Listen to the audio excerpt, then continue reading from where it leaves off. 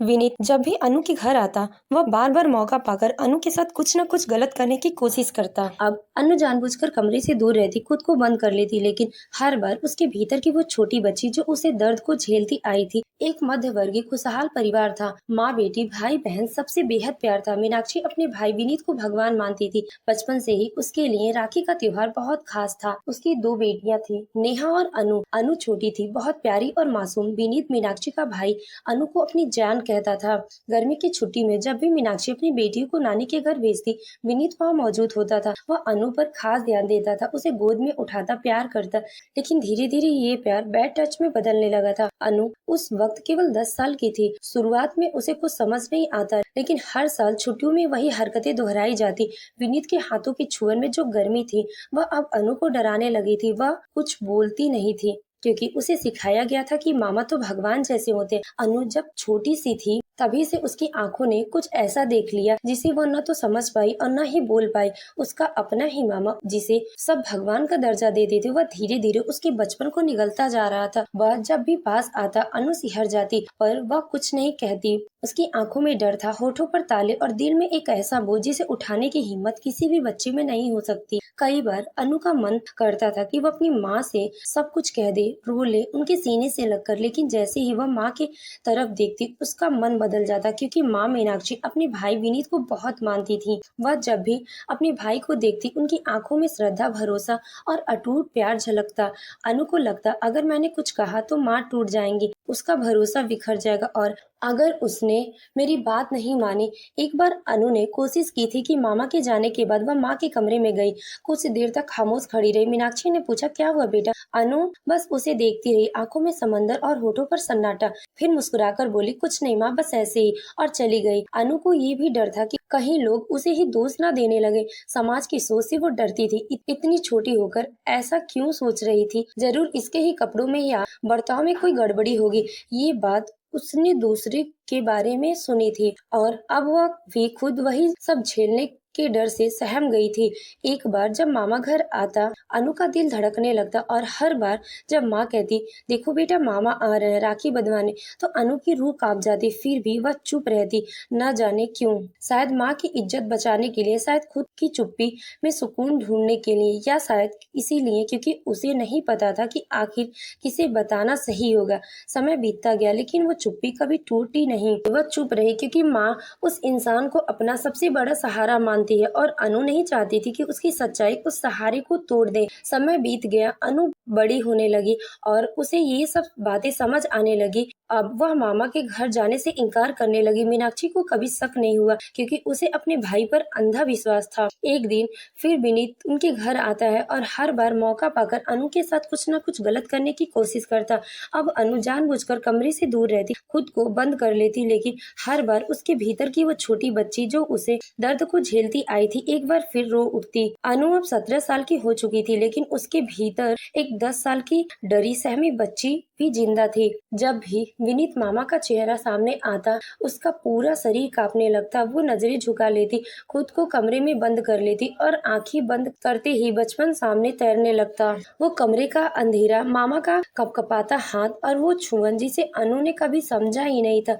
हर बार जब राखी का त्योहार आता बाकी लड़कियां खुश होती, लेकिन अनु के अंदर डर का तूफान उठता। माँ कहती, मामा आ रहे हैं, तैयारी करो। अनु के हाथ रुक जाते, आंखों में नमी आ जाती। वो सोचती, काश माँ को पता होता कि ये रिश्ता अब रक्षाबंधन नहीं, डर का बंधन है। अनु कई बार बोलना चाहती थी अपनी माँ से। जब माँ को अपने भाई से हंसती बात करते देखती तो चुप रह जाती। वो नहीं चाहती थी कि माँ का विश्वास टूटे, पर हर बार जब विनीत मुस्कुराते हुए कहता, मेरी प्यारी भांजी, तो अनु को अपने भीतर की बच्ची चीखती सुनाई देती, मत पास आओ। वो डर, वो बेबसी उसे अंदर ही अंदर तोड़ रही थी। पर अब अनु बड़ी हो रही थी और उस डर से लड़ने की हिम्मत भी धीरे धीरे उसके भीतर पल रही थी। उसने ठान लिया था कि अब चुप नहीं रहेगी।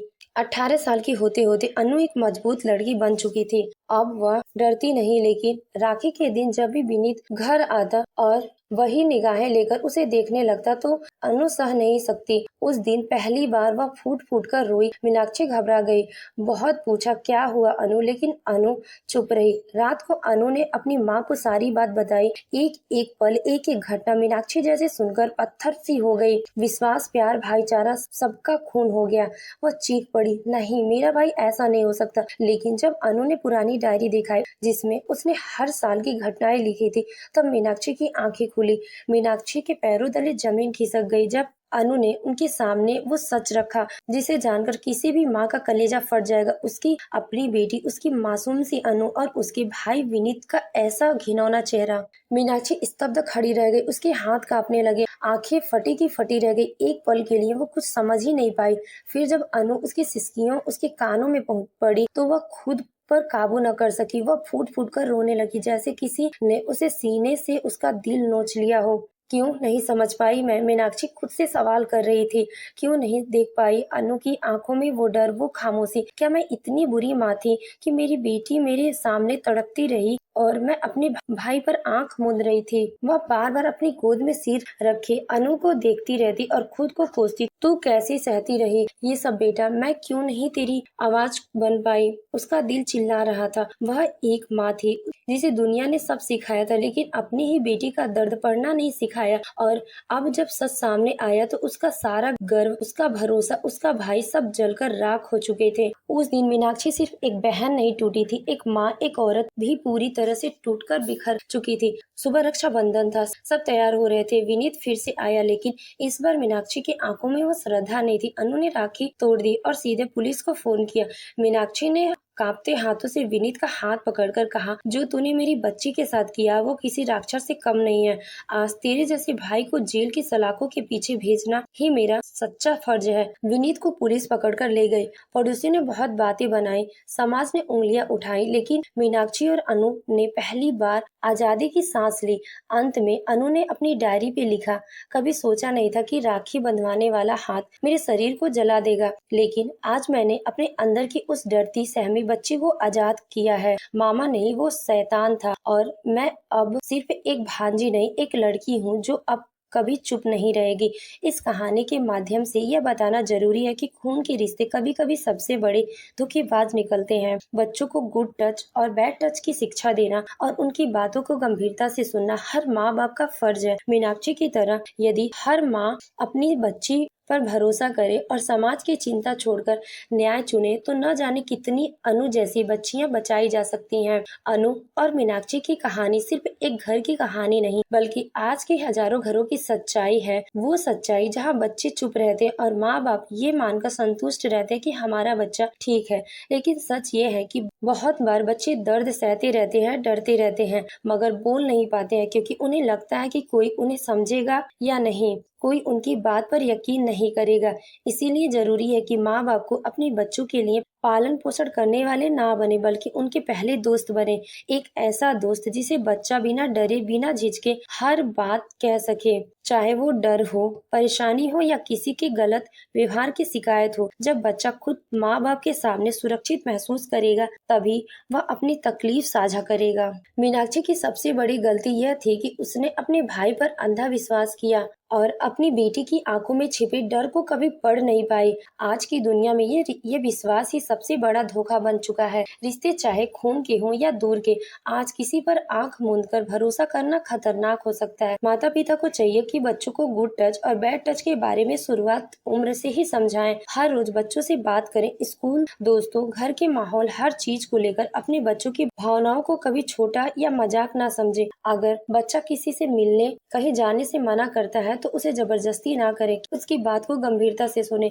आज के दौर में सबसे बड़ा उपहार जो कोई माता पिता अपने बच्चों को दे सकते हैं वह है विश्वास और सुरक्षा का माहौल, क्योंकि जिस दिन बच्चा खुद को सुना और साझा हुआ महसूस करता है, उसी दिन वह अपने डर से लड़ना सीखता है। तो अगर हम चाहते हैं कि हमारी बेटियां और बेटे सुरक्षित रहें, तो हमें सबसे पहले उन्हें सबसे करीबी बनना होगा, उनके दोस्त, उनके रक्षक और उनके भरोसेमंद हमदर्द। दुनिया पर भरोसा करने से पहले उन्हें सिखाइए कि माँ बाप की गोद ही सबसे सुरक्षित जगह है, तभी आने वाली पीढ़ियां सच में सुरक्षित रह सकेंगी। तो दोस्तों, हम अपने चैनल के माध्यम से हमेशा ऐसी ही कहानियां लेकर आते हैं जो दिल को छू जाती हैं, आंखों में आंसू ला देती हैं और आपको जिंदगी की सच्चाई से रूबरू कराती हैं। अगर हमारी आज की कहानी ने आपके दिल में हलचल मचाई हो, तो आपको कुछ सोचने पर मजबूर किया हो, तो इस वीडियो को दिल से एक लाइक जरूर करें।